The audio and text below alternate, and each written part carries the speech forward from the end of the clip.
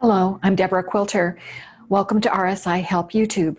I'm the author of 2 books on repetitive strain injury, and a lot of people get RSI from sitting. So I'm going to show you a few things that you can do during the day to help alleviate some of the problems of sitting, but really the best thing is don't sit too much. That's the best advice I can give you. Any chair, it can be one of those office chairs, it can be an ordinary folding chair like the one I'm sitting in. But you only want to sit on the very front edge of the chair, just the first 3 inches or 4 inches. Do not use the backrest.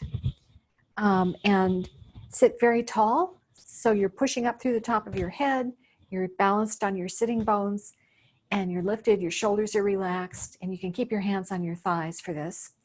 So your heels are right underneath your knees, and you're just going to begin by lifting your toes. We don't pay a lot of attention to our feet in this culture, but it's really important. A lot of people don't lift their toes when they're walking and they wind up falling because they bump into something with their toes. So learn how to lift your toes. It's the first thing you do when you're taking a step. Then begin to curl your toes. So it's like I'm trying to rake the rug. I'm scooting my toe tips toward my heels. This is very strengthening for the arches of your feet. It's a great thing to do just sitting there waiting, and you may need to take your shoes off to do this part. Then lengthen your right leg and begin to point and flex your foot. So you're now working your ankles. Make sure that your feet are going straight down and they're not veering off to the side. Let's do the other side. So you're flexing through the foot, pointing through the foot, still sitting very tall.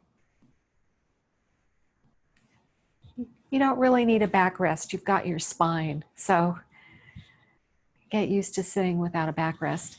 Okay, right leg again. Now let's circle 4 or 5 times. Very generous. Make sure you're making a true circle and not a D or another strange shape. Go the other way.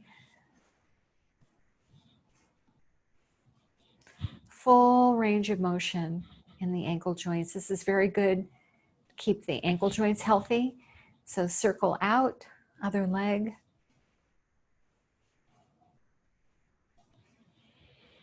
Breathing, relaxing, and then circle in. Full range of motion, nice round circle.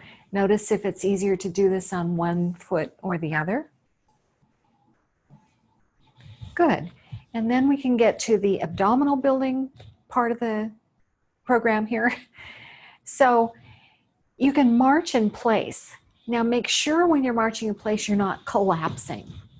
You want to really hold on to your abs to keep them very tall. If you want more work, you can move your arms, opposite arm lifting. This is really, it can be quite challenging for your cardio if you do enough of this. So that's marching. If you want to make it even harder, you can march back with your sitting bones and march forward. So it's like you're walking on your sitting bones. Now I'm doing the easy way. I'm using my feet. If you want a challenge, a real challenge, don't use your feet. So you just walk on your sitting bones forward and backward. It might look easy, but it's actually not. So you can do a lot of that. Get your heart rate up and everything. So you can also do some things for your hands that are really nice, opening and closing your fingers, rolling your wrists around to loosen them up. This also does something for your shoulders. Go the other way. So you're rolling around the knuckles and the heel of the hand. And then you can open out your arms, touch your shoulders.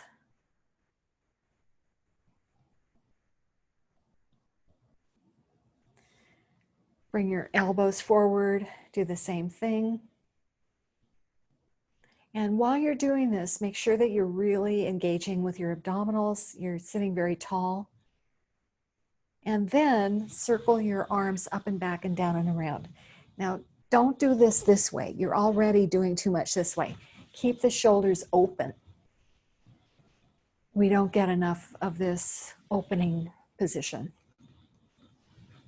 Inhale up, exhale down.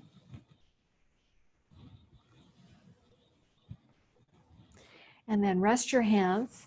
And when you do this, don't go your full range of motion. So you're just going to inhale and then exhale and look to your right. And don't try, just do a little bit. Where it's easy, where you would be talking to someone at the theater or something. And relax. Let all the muscles in your neck relax.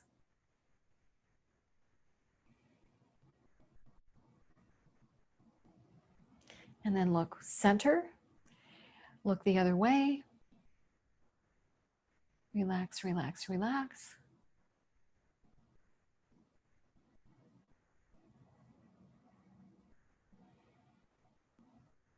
Come back to center. Now let's try that again. Inhale. Oh, it's easier now. I can look further. That's because I didn't force it. If you do things the easy way, your body will give you more later on. Come back to center. Inhale. Exhale, look the other way. See if you see a little bit more than you did the first time. See if you can relax a little bit more.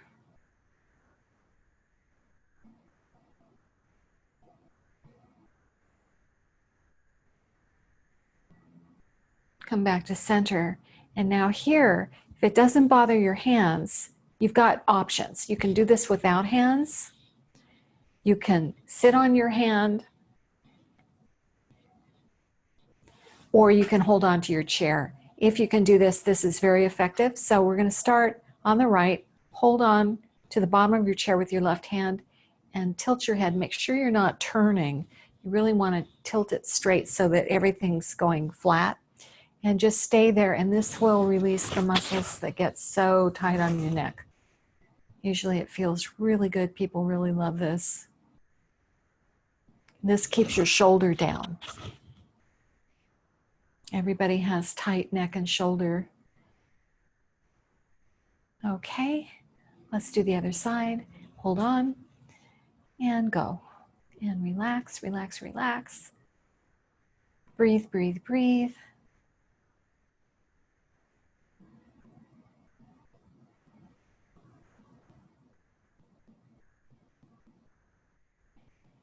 If you want to do more of this, you can pause the recording and do more. Okay, so now, what if you wanted to stretch, lengthen? I prefer the word lengthen. Stretching can be a little bit forceful, so you can extend your right leg, sit very tall, and hinge forward. This is a very powerful stretch for your hamstrings. You'll feel it.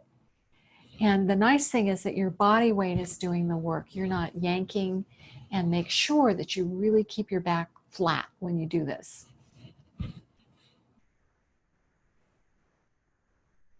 And then come up. Let's do the other side. Push through the heel. And start by sitting tall and then hinge through your hips. Keep your back long. Keep your neck long. And you can rest your hands on your thigh. And feel, maybe you feel a difference.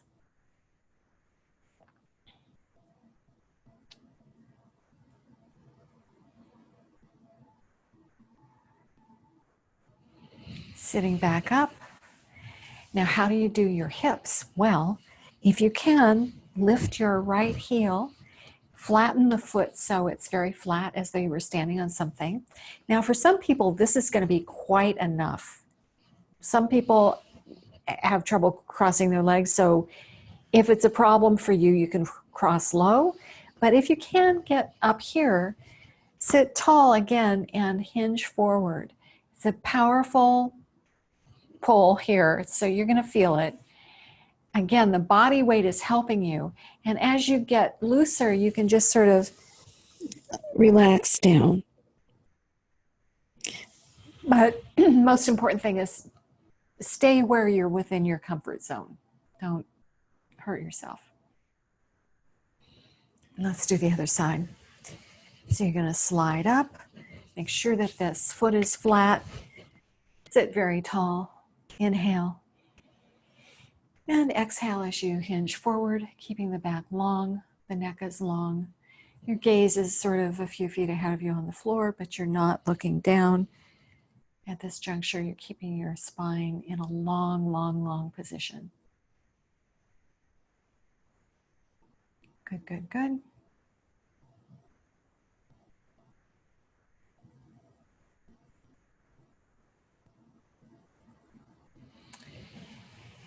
And then you can also lengthen the muscles on the interior. You can put your feet flat, make sure your knees are steering over your second toe and that you're not, the knee isn't going one way and the foot's going the other way. You want to keep them both in line so you don't have shearing forces. Sit tall and hinge forward, and this is the way you can lengthen the muscles in the groin area. And there's also a wonderful thing you can do that's really nice. So sit tall and begin to turn over your foot, come back to center. So you're lengthening one leg, rolling in, and it really gives you a nice length in the front of the hip. So you can do that. It's one of my favorites. Make sure that you're lifting through your spine, nice and tall. So how do you get your quadriceps? Well, you have to sort of sit on the edge of your chair and then bring your knee down.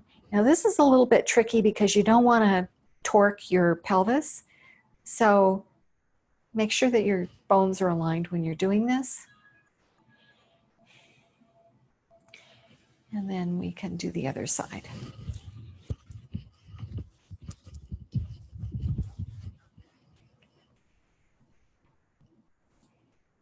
Again, pushing through the front of the hip. This will help you lengthen your quadriceps. You're on your toenails, not your the bottoms of your feet. Good.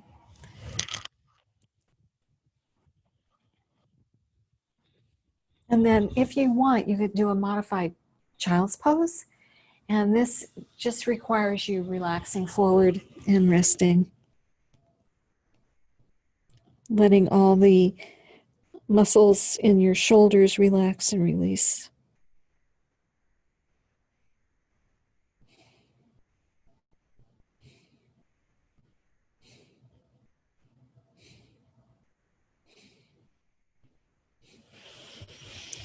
So those are some wonderful things you can do in any chair.